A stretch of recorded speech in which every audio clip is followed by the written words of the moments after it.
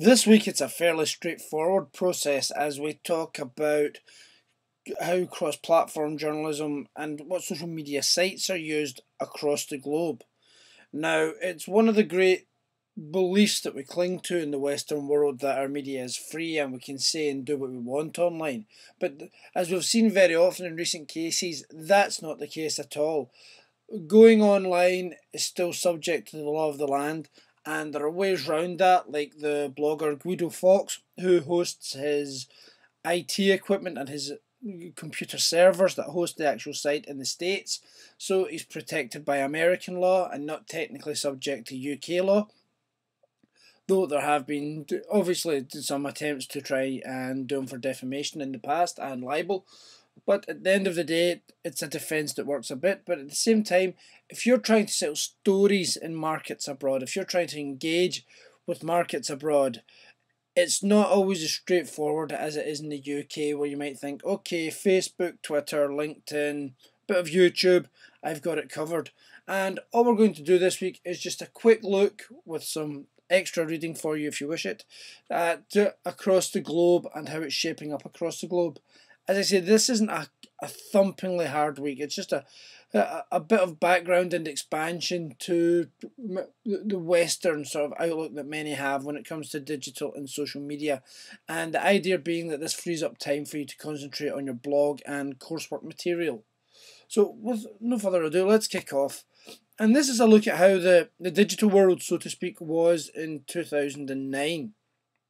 And as you can see, it's then changed over time, and Facebook has more and more entrenched itself. You can see there by December 2011, it's very much a Facebook world. June 2012, even further Facebook, a couple of other sites popping up. But that's where it's at, and at the moment that's still a fairly accurate picture of how things are playing out, in that it's very much a Facebook world, and there are a few other sites, a few other platforms, not in the West, as you'll see, more or less Western Europe and the United States, South America are completely dominated by Facebook, more than 1 billion active users now, but that doesn't mean that's all the same everywhere else. And what to bear in mind is that most of these alternative sites are similar to Facebook, but in some cases people have just favoured the local advantage or the local upstart instead of the big westernised social media company from the States. Another thing worth considering, of course, is just having a look here to see the different breakdowns. And you can even see that in a country like Spain, where you might think it would be Facebook, Twitter, LinkedIn, it's not necessarily the case at all. In Germany, most countries have jumped onto something that's fairly local to them. For example, for years in India, Orkut, owned by Google, was the dominant social media platform, and it's only in the last couple of years that it started to slip away into second and now into third place. And here, if we have a look, we see the most popular sites in China. And something to consider here is a stat that's relevant to Sina Weibo, which is very much a Twitter-like site in China, obviously. And it's that a study recently done showed that 1/4 of accounts on the site were fake, which is far higher than even the norm for Twitter and other microblogging platforms.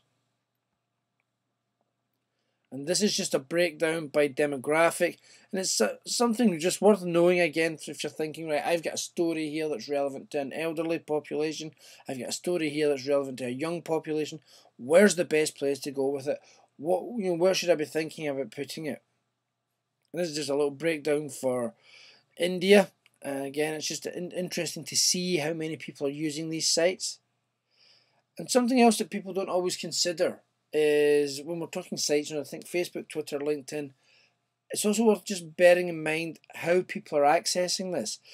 This is obviously a slide showing you the fastest growing iOS, that's iPhone, iPad, and iPod Touch rather, and Android phone markets. And as you can see, it's not Britain, US, France, it's other countries. This is where the large growth is, and this is where people are going to be experimenting, going, oh, how can I use my phone to read the news? Can I read my phone to engage with journalists? Is there a news format here that I can read in a nice presentable way? And similarly, just as people adopt phones, they use social media. And again, this shows you the breakdown in many countries of the use of mobile phone to access social media sites. And I can guarantee you that if we look to that figure again a year from now, in every one of those countries, the figure will be up. The point to bear in mind is that mobile phones aren't going away. And that's a blessing for journalists, a curse for oppressive regimes. But at the same time, you've got to be very careful with them.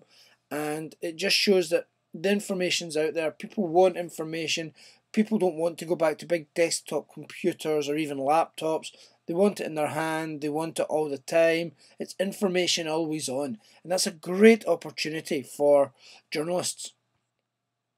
If you're looking for a bit more detail, there's two really good infographics that are too long for the PowerPoint format, and that's the first two that I've linked to there, and the second two are two SlideShare presentations which both run to over 100 pages and talk about what platforms are in use, how they're being used, how it differs from the West, and both of those also have links to other countries, Cambodia, New Zealand, Mongolia. There's a lot there if you're interested in having a look. But again, it does come down to certain things. Knowing any sort of local cultural norms, which most journalists would do if you're in the country anyway, if you're embedded there. But at the same time, realising that people across the world, while the languages may be different and while there may be cultural differences, most people want news and most people want information that's relevant to them. Tell them how it impacts on them. Don't tell them about a company stock price and how it affects New York. Tell them how it affects them in their local area if it does. People seek relevance in their life.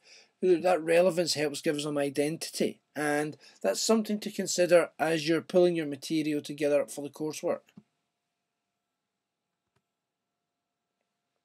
This I've just put in as almost as a little Easter egg. It's something I came across when I was surfing, and it's social media for journalists in Pakistan. And if you've been on top of the slides so far, there will be very little new in it for you, but it may be worth having a look just so it ticks some boxes, and it also gives you an idea of how social media is being sold and presented to journalists in Pakistan. As I say, it's not a core part of this week's work by any stretch of the definition, but it may be worth a listen and a look at.